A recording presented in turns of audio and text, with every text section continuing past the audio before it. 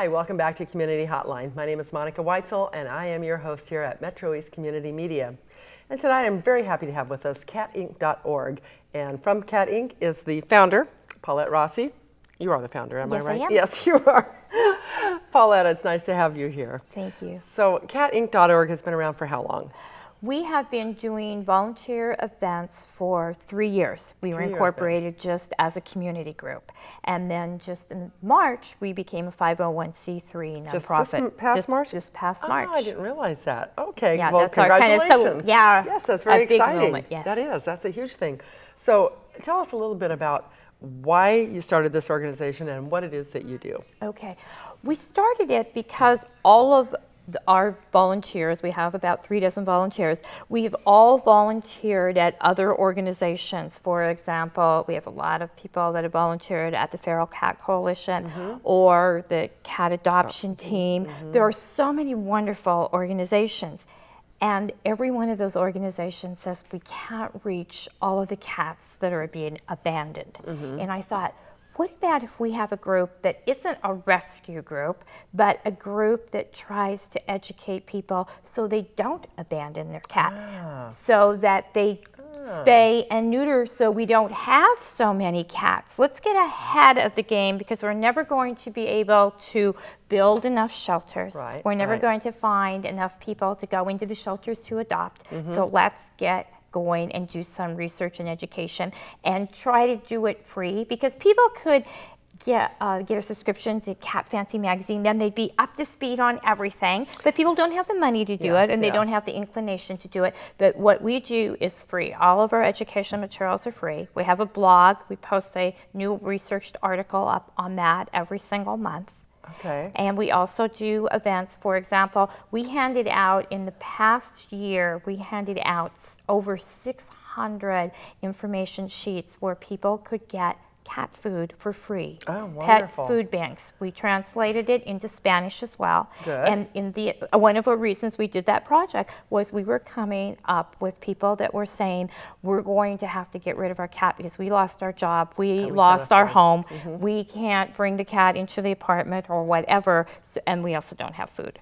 So this is kind of like preventive medicine, Exactly. isn't it? Just to keep people from having to abandon their cats. Right. And helping them to find ways to keep their cats. Exactly. I mean, cats become part of your family. I mean, they are your family when you bond with an animal like that. Right.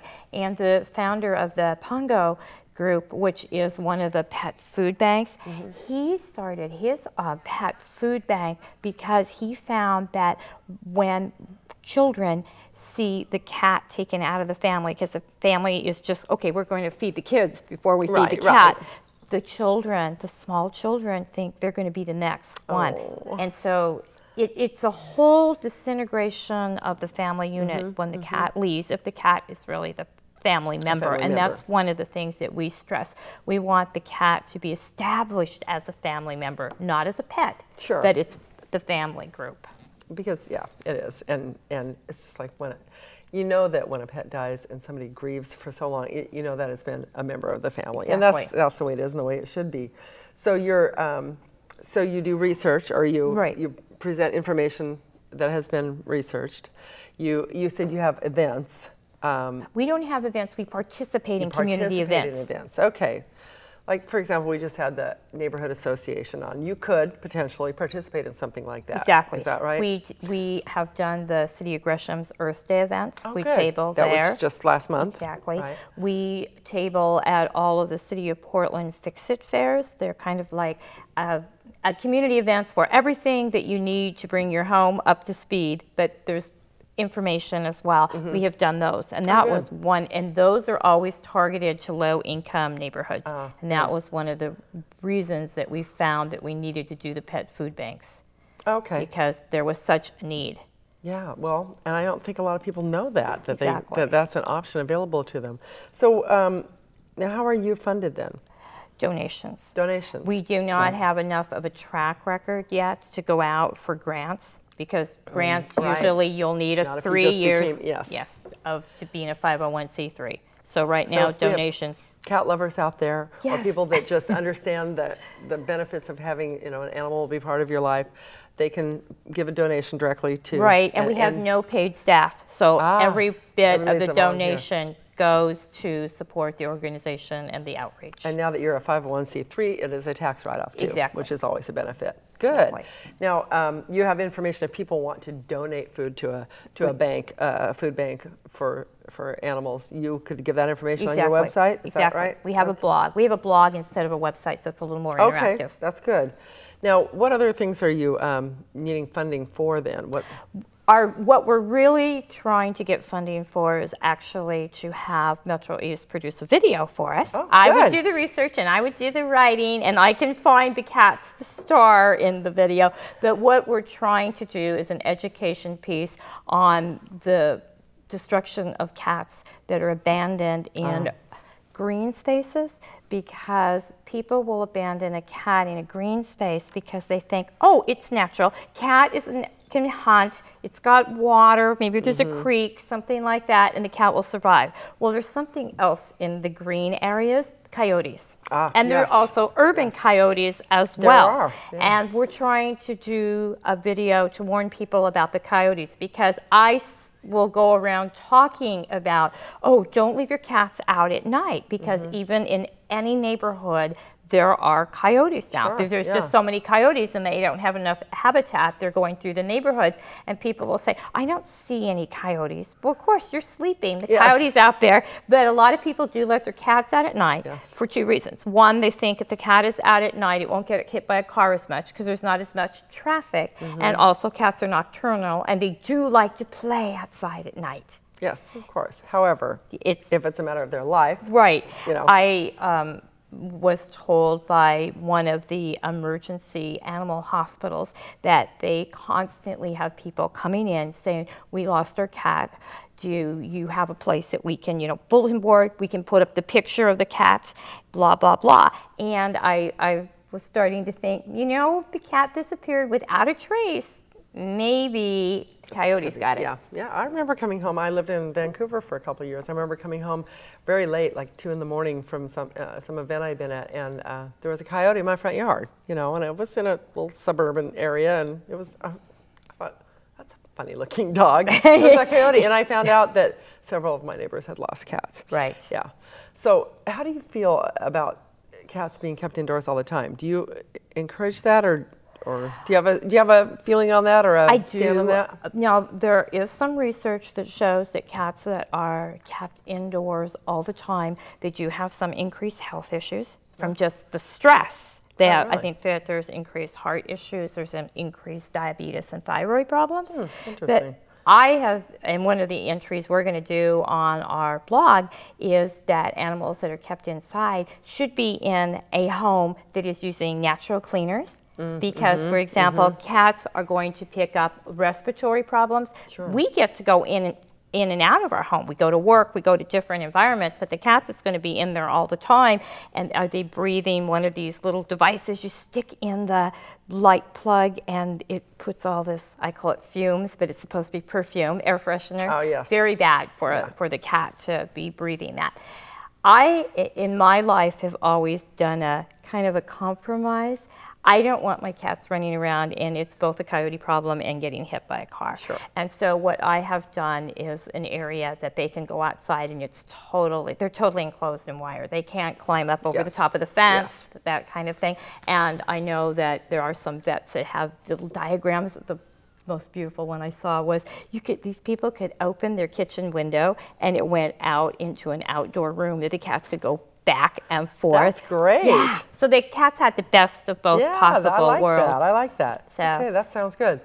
Well, now we have this lovely bouquet here on our table here. Can you tell me what this is and what that is this catnip. Catnip in Portland or Gresham grows like this 8 months out of the year. So you really do not have to dry it. You can just keep picking it fresh.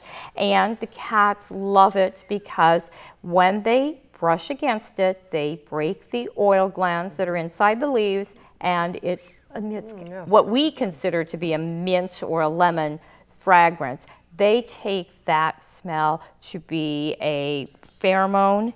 They associate it with the opposite sex, and have a hallucinogenic experience, as we all know. They very much like to roll and play, but the hallucinogenic experience is like 15 minutes. Then they have to go off and do something else, recharge, and then they'll come back. They don't keep at the same plant over and over again, or the same leaves over and over again. Now, not all cats exactly. like catnip, is that right? Exactly. I used to think that, because I've had cats that do nothing. They have no reaction to catnip at all, and then some will just tear the plant apart. And actually what's going on here is there's about 30% of cats that are not born with the gene to recognize the scent. Interesting. Huh. And then also, because it is a scent that they associate with a pheromone, the cat has to be at least 6 months old, because they have to be sexually mature to recognize the smell. Spaying or neutering won't affect that, though. No. Okay. And it's okay for a cat. There's nothing harmful in catnip. And one of the reasons why our organization is teaching the catnip classes, we teach classes monthly at the libraries, free of charge, and people go on our blog and see where we're teaching them. One of the reasons why we would like people to grow it is because when you grow it yourself, you know it hasn't been sprayed, it hasn't had pesticides. Yes. Okay. And so much catnip that is dried can be coming in from foreign countries. It can be grown wild, and they're just picking it up wherever, and it's not the same quality as you would grow. And also, when I'm going to pull one of these out here, when you grow it yourself, you got these really succulent leaves, but what is ground and put in catnip toys or even plastic bags, they simply grind up the stems usually. Oh, really? Because in the best leaves are going to the medical for herbal medicine and tea. And then the toy grade would be what would be in the catnip toys. They make tea out of this. Yes. And if you look at medicinal teas, go to the health store, and if you ask for, I need something to calm me. Yeah? Because in people, it calms them. In cats, it agitates them. I didn't know if that. you ask for a tea to calm you, it's going to have hops, it's going to have chamomile, and it's going to have catnip. Really? That's interesting. I didn't know that. Yeah. So this is actually very pretty. I mean, I wouldn't mind having that growing in my yard. Now, does it flower? It does. Right now, this is where you're going to get lots of lush green leaves. And as the season progresses, around August, September, it will have spikes of tiny whorls of white, pink, or purple flowers. Ooh, that sounds pretty. They're very attractive to the butterflies. Love them. Oh, nice. And it will set seeds, and that's one of the tricks to growing catnip, which I did not know. Yeah. When I first tried to grow catnip, I planted the seed and never got anything. 3 years in a row, whole package of seeds, never got anything, and it was like intent that I was going to follow the directions on the back of the package. Then I planted it and did not cover the seeds. Never got back out there to cover the seeds and really plant it, and it came up fine. Really? Because the trick to growing catnip is it's one of the few herbs that the seeds need light to germinate. Oh, be darned. And so it can actually self-sow itself and come up on its own. So people will learn this if they come to your catnip classes. Exactly. And we these are also, free classes. they're free, and we also have a long story about catnip on our website. Oh, good. Okay. So the flowers on them, does that affect the cats? I mean, every part of it, the flowers do, as well as when it sets seed. But for example, if you were going to dry it, you would dry it before it's made the flowers and before it set the seed, because the oil is going into the seeds. And if you're going to dry it and save it, you want the oil in the leaves. Okay, so that was my next question about the catnip. Okay, if people grow this, it's safe for humans then too? Exactly. If you're not using any slug bait or anything like that on it, it's perfectly fine for people. There are people that make tea out of this. Before the Asian trade routes came in Britain, this was catnip tea. When you drank tea, it was catnip tea. Is it better to dry it for the cats, or is it better to leave it Fresh? What? When you dry it, it's going to be more concentrated. For example, because the moisture has come out of it, it's stronger. Oh, okay. But they love it this way too, and some of them actually, you'll see them nibbling on it. Yeah. They're really not so much eating it as they're breaking. They've noticed, the oil. yeah, that if we kind of munch it, crunch it, we'll get more scent. Lovely, lovely. I love this. I mean, I had no idea it was so pretty. And I didn't know it was so easy to grow. Great, and actually, you can keep it as a bouquet. It lasts several weeks. It's in the mint family. It has strong square stems, which is characteristic of all plants in the mint family. So it can be used like as a background. You can put some flowers in it too. I was going to say, that would make a great I have to do the warning though. You have this on. Someone told me they did a bouquet of catnip on their piano, and the cat came, knocked the. Oh dear. Yeah. Because you want to keep it in exactly. water. Because catnip, the oil to cats is so strong that 1 part of catnip oil in 1 billion parts of air the cat can smell. Wow. Yeah. Wow. Okay, so what, you obviously need funding. Exactly. You can use funding. Do you need more volunteers? We can always use more volunteers because the more volunteers we have, the more events we can do. We would especially like if we could have volunteers, and right now we're concentrating around Portland and Gresham. If we could get some volunteers in other areas like Sherwood. We definitely want to stay in Oregon. Right, but Sherwood, Milwaukee, Tualatin. Exactly. Whatever. That they could hand out the material, we would love it. Okay, so volunteers could table for you at events. Exactly. They could maybe help out with the classes, or do you have I don't think we people need that so are much qualified? You have to people do the who classes.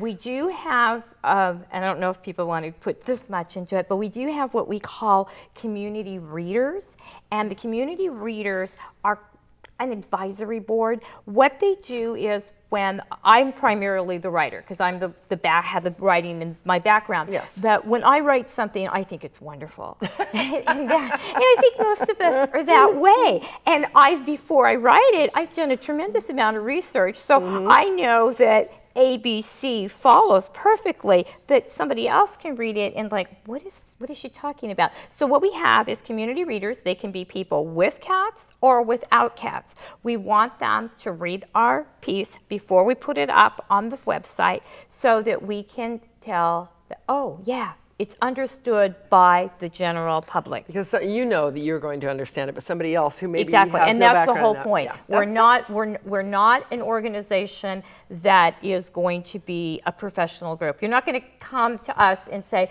"Hey, the cat's got this problem. How do we fix it?" We're not a veterinarian. Yeah. So we just want. But you're filling a niche that isn't filled by a lot of other organizations. Exactly. So that's good. That's good. Now you have the catnip classes for growing and preserving. Why you spend a lot of time talking about not abandoning your cat, and the cat is part of the family. You think it's important for people to spend time with their cats? Obviously, what is the important thing about spending time with a cat or not abandoning your cat? What does a cat, you think, bring to a family? I think it actually brings creativity and imagination, because when you look at a cat has no inhibitions to do anything that it wants to do. We always have this thing that, oh, there's a right and a wrong way to do everything. There's a time and a place to do everything. But the cat says, hey, the sun's in that window. I'm going to go sit in that window. I'm not going to go sit over here in my bed. Right. It's over here is better. I think we have to watch and see that, hey, they are young at heart. Even when they're old, they're always young at heart, because an old kitten will still play. And I think that's important to watch as part of the family unit and making us laugh too. A cat, if you watch a cat in a paper bag, you can't help but laugh. Yeah, you're right. I just saw a great video about a cat playing with a dolphin. Have you seen that one? No. Oh, I have to show that to you. Cat on the side of a boat playing, and dolphins are coming up. He's batting at it and rubbing noses. It's adorable. But yeah, they're wonderful. They're wonderful. Well, I think we're about out of time. So anything else that you want to tell me, Paulette, about Catink and what you're doing in the community? Anything we've left out? No, I think we've hit it. We definitely want people to understand that this is another thing, that some people shouldn't have cats. And I think that a lot of times shelters will say, oh, adopt. Yeah, because there's so many. Yes. Yes. But I think you have to understand that it's a commitment. If it's a family member, it's going to be there from day one. And cats are living longer. It's 20 years. I had a cat for 20 years. Yes. Yeah. You have to be willing to take that cat for 20 years. Yeah. Yeah. And not say, hey, I'm just going to get rid of it Yeah. when my children grow up. I don't need it anymore. No, you don't do that to family members. You don't do exactly. it to, yes. Okay. Well, good. Thank you so much, Thank Paulette. you. I learned something great tonight, and and I think our viewers did too. So, if people are interested in finding out more about catink.org, we'll have the information on the screen. Community Outline also has a blog site. We'll put information about your organization on that screen. If they have any questions, want to be part of the conversation, they can get on there and ask you some questions, and I'll let you know, and then you can answer those. Okay. And if people want to go to our Community Hotline Facebook page, we'll have information on your organization there too. So you'll be everywhere. Thank you. Loved having you on tonight. That's the end of our Community Hotline show tonight. Thank you so much for watching. Be sure to like us on Facebook, and we'll see you next week. I'm Monica Weitzel. Thanks for joining us on Community Hotline.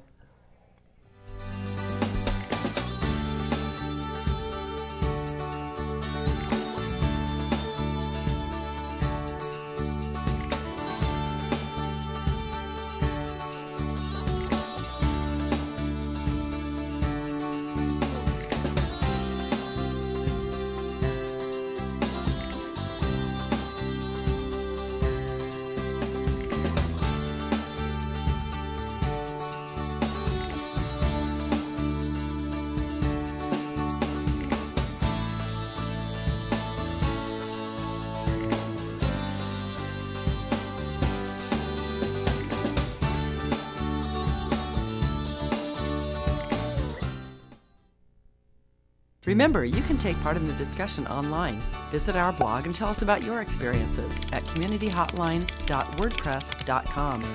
And don't forget to take a look at our Facebook page too. You can see what's going on behind the scenes, find out about fun contests we're running, and link to some of the great organizations that have been on at facebook.com/communityhotline Metro East.